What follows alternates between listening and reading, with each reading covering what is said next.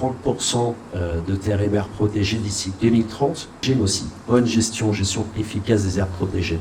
La restauration de 30% des écosystèmes dégradés dans le monde.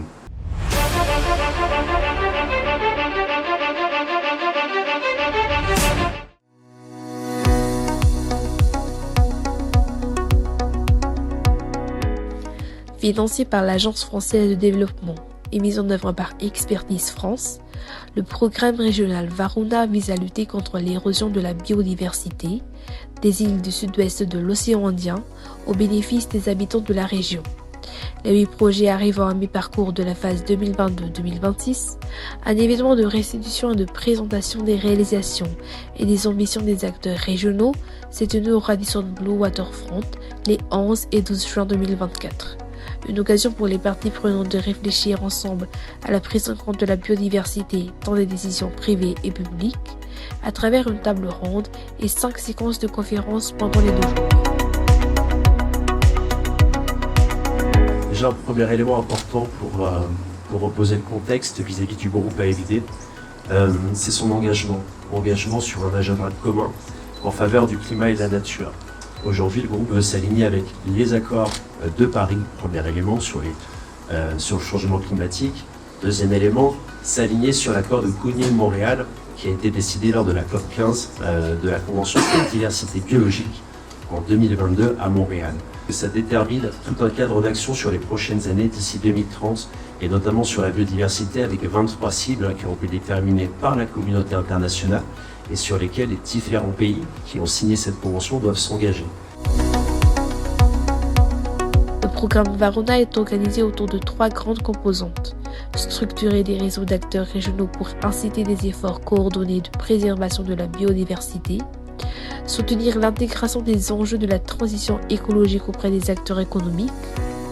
Encourager la contribution de la recherche au dialogue sciences et société à propos de la biodiversité. Avec pour tous un objectif commun, mettre la préservation de la biodiversité au cœur des décisions. Et parmi ces cibles, il y en a 3 qui sont concernés directement par Varuna. Il y a premier élément, la conservation de la biodiversité. 30% de terres et mers protégées d'ici 2030, c'est un premier élément. Protection d'aires protégées, mais aussi bonne gestion efficace des aires protégées.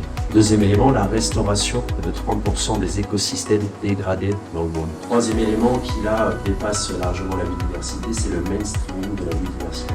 Comment intégrer la biodiversité dans les politiques publiques, premier élément.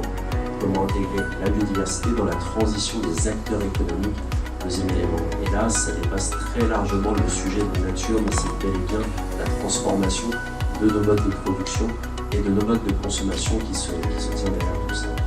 L'engagement du groupe il se traduit aujourd'hui par des engagements financiers, 6 milliards d'euros de financement climat de la part du groupe et 1 milliard d'euros de financement biodiversité positif pour la biodiversité. La valeur ajoutée du groupe, c'est de pouvoir proposer une combinaison entre du financement pour les pouvoirs publics au travers de mécanismes de dons et de prêts de la part de l'AFD, des financements aussi du secteur privé par la filiale ProParco.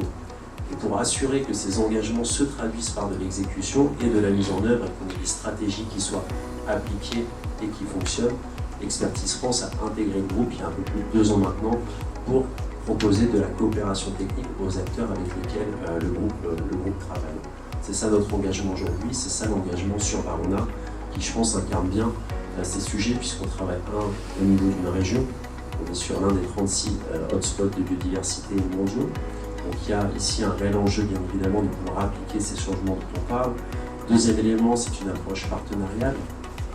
Plus de 17 acteurs vont être mobilisés et directement impliqués dans les projets qui seront mis en œuvre, qui ont démarré, qui seront mis en œuvre jusqu'en 2026 de différents secteurs.